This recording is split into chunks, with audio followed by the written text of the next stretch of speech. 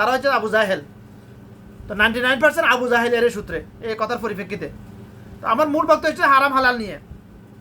আমরা যারা মদ খায় গাঞ্জা খায় তাদেরকে আমরা ঘৃণা করি, এবং যারা মদ বিক্রি করে, যারা গাঞ্জা বিক্রি করে, তাদের বিরুদ্ধে আমরা সমাজে যারা উচ্চ শ্রেণীর আছে তারা সবাই পদক্ষেপ নেয়।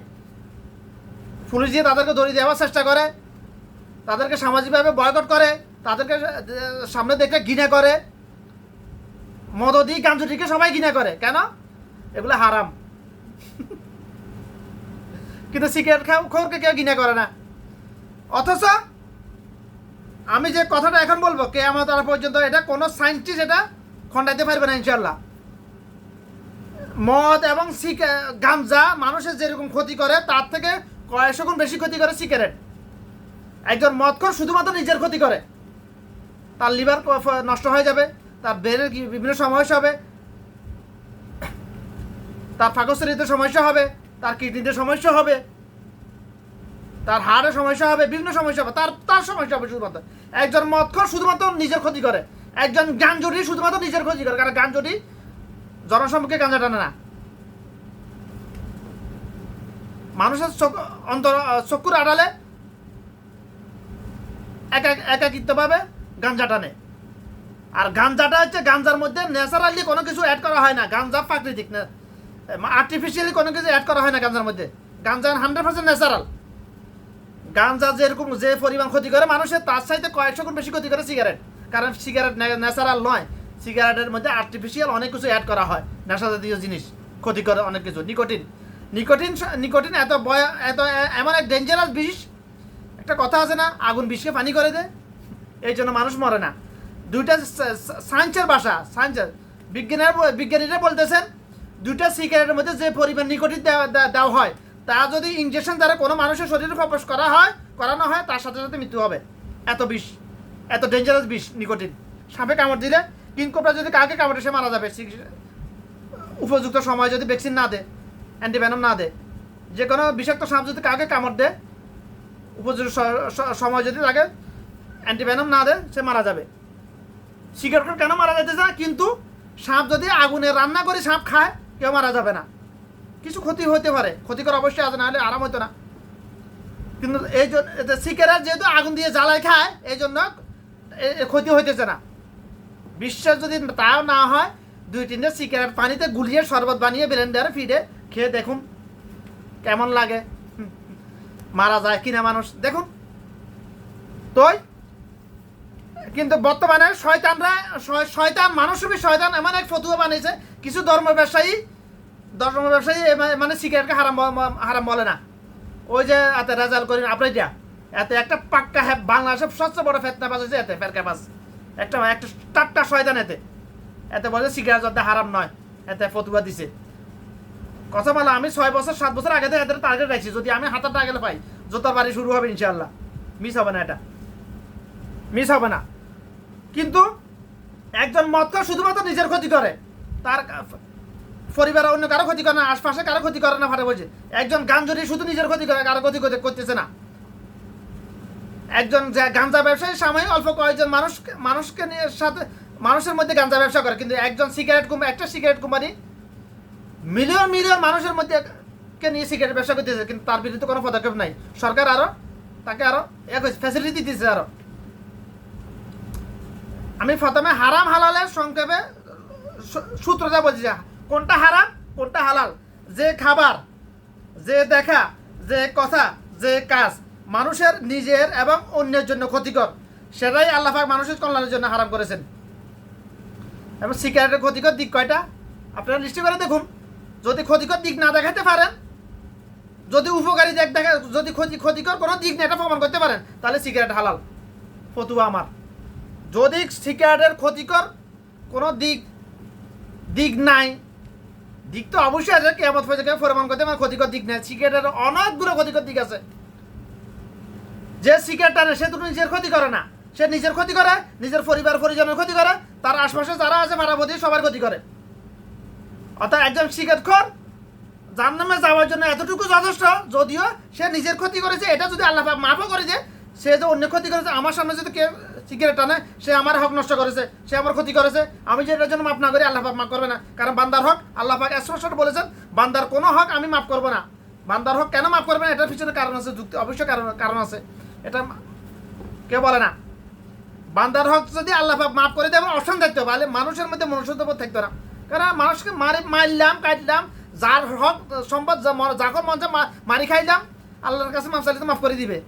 এই চিন্তা ভাবনার থেকে মানুষের মধ্যে মনুষ্যত্ববোধ অনেক বছর আগে, শত বছর আগে হারিয়ে যেত, হাজার বছর আগে হারিয়ে যেত।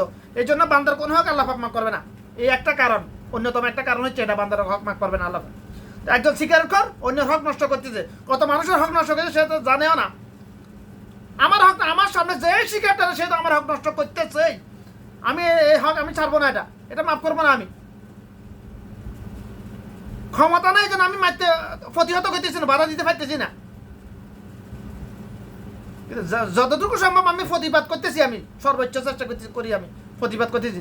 আমার সমবয়সী কেউ যদি আমার সামনে সিগারেট টানে, আমাদের বেসের কেউ আমার সামনে সিগারেট টানে না, বেশি ক্ষেত্রে ওরা জানে আমি আমার সম্বন্ধে, এই জন্য আমার সামনে সিগারেট টানে না।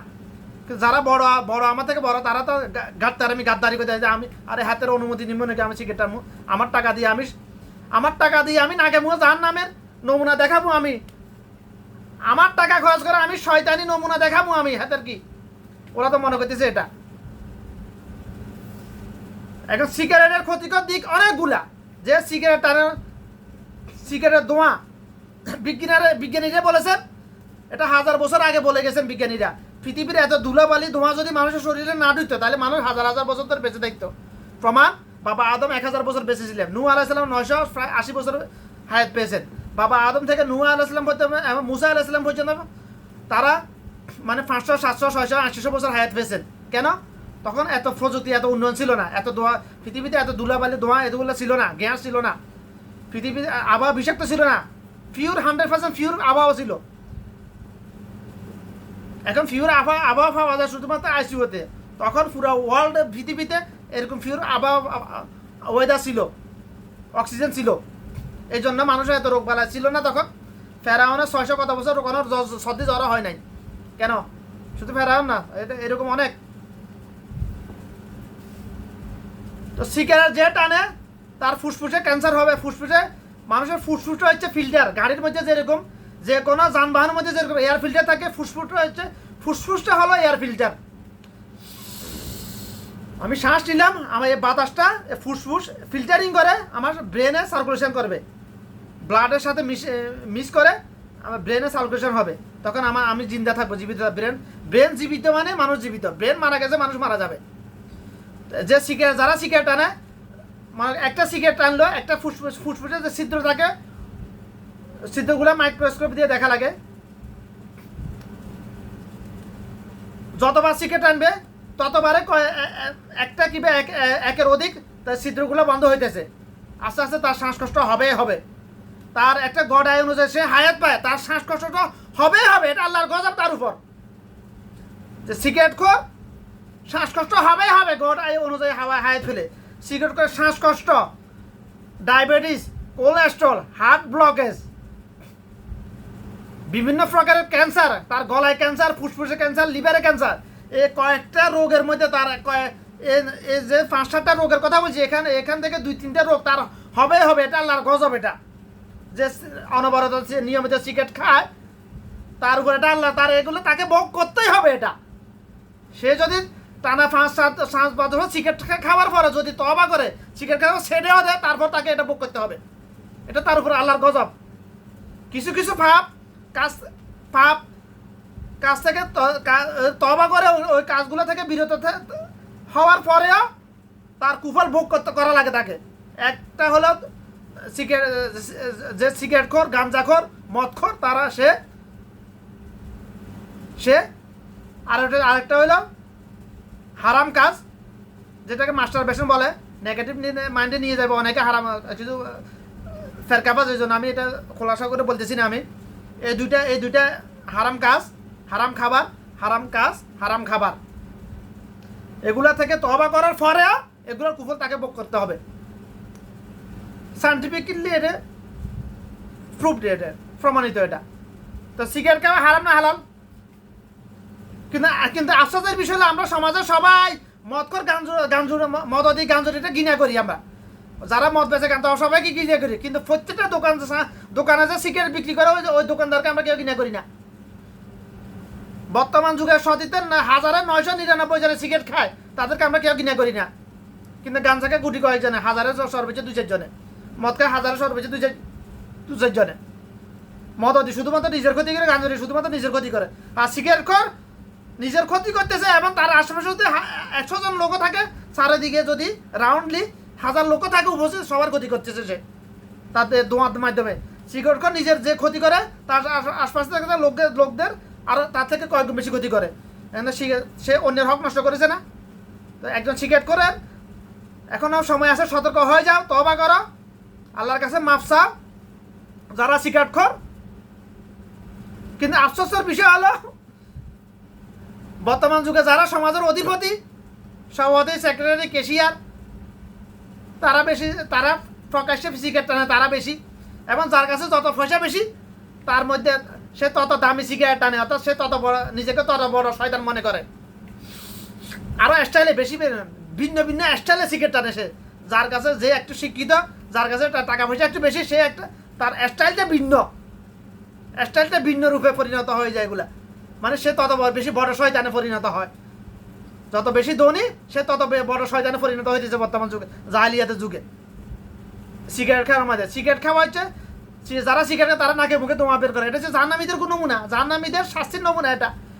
আরে তোকে তো আল্লাহ পাক জাহান্নামে দেওয়ার জন্য বানাই নাই ভাই, তোকে তো আল্লাহ পাক জাহান্নামে দেওয়ার জন্য বানিয়েছে। তুই নিজের উপর নিজে কেন জুলুম করে তুই জাহান্নামের দিকে অগ্রসর হইতেছিস? আল্লাহ পাক বলছে আমি কখনোই কাল্লা, কখনো নয়, আমি বান্দার উপর জুলুম করি না। বান্দা নিজের উপর নিজের কর্মের দ্বারা জুলুম করে, নিজের কৃতকর্মের দ্বারা জুলুম করে। অর্থাৎ সিগারেট খোর নিজের উপর জুলুম করতেছে, মদ খোর, গাঁজা উঠি সবাই নিজের উপর জুলুম করতেছে, অন্যের উপরও জুলুম করতেছে। এটা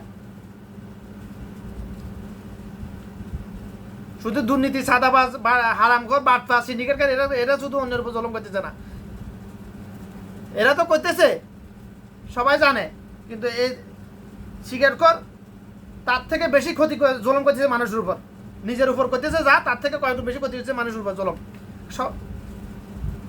কারণ স্ত্রী ভয়ে বলতে পারছে না, শর্মে বলতেছে স্বামী কিভাবে বলি। কিন্তু উচিত ছিল প্রত্যেক নারীর, যে পুরুষ সিগারেট টানে ওই পুরুষকে নারীদের উচিত ছিল সাথে শোয়ার অনুমতি না দেওয়া উচিত ছিল। এটা যদি এরকম যদি হইতো নারীদের চরিত্র, তাহলে পুরুষ কখনো সিগারেট টানতো না। ও তো খবিশের সাথে থাকতে তো ওরা খবিশে পরিণত হয়ে গেছে, ওদের অভ্যাস হয়ে গেছে। একটা দুর্গন্ধ সবসময় নিয়মিত যখন নাকে আসে, ওটা আর দুর্গন্ধ লাগে না, ওটা অভ্যাস হয়ে যায়। ব্রেন কি করবে, বাধ্য হয় ব্রেনের সাথে এটাকে মানিয়ে নিতে বাধ্য হয়ে যায়, কি সহ্য করতে বাধ্য হয়ে যায় ব্রেন। যে কোনো ক্ষতিকর যে কোনো খাবার প্রথম কয়েকবার করে তার কাছে অনেক অস্বস্তিকর লাগবে, কারণ ব্রেন বারবার সিগন্যাল দিচ্ছে। অস্বস্তিকর কেন লাগবে? ব্রেন সিগন্যাল দিতেছে এটা ক্ষতিকর, এটা খাইচ্ছা, এটা গ্রহণ করিচ্ছা। ব্রেন বারবার সিগন্যাল, যখন কিন্তু জবরদস্তি এটা গ্রহণ করতেছে, তখন ব্রেন কি করবে, মজবুত এটাকে অ্যাডজাস্ট করে নিতে হয়। ব্রেনকে তো জীবিত থাকতে হবে, বেঁচে থাকতে হবে, বাঁচতে হবে, লড়াই করতে হবে। একদম ব্রেন তখন এটার সাথে অ্যাডজাস্ট হয়ে যায়, তখন আর তার অসুবিধা মনে হয় না, তার কাছে মজা লাগে, শয়তানি লাগে, নিজেকে শয়তান মনে করে।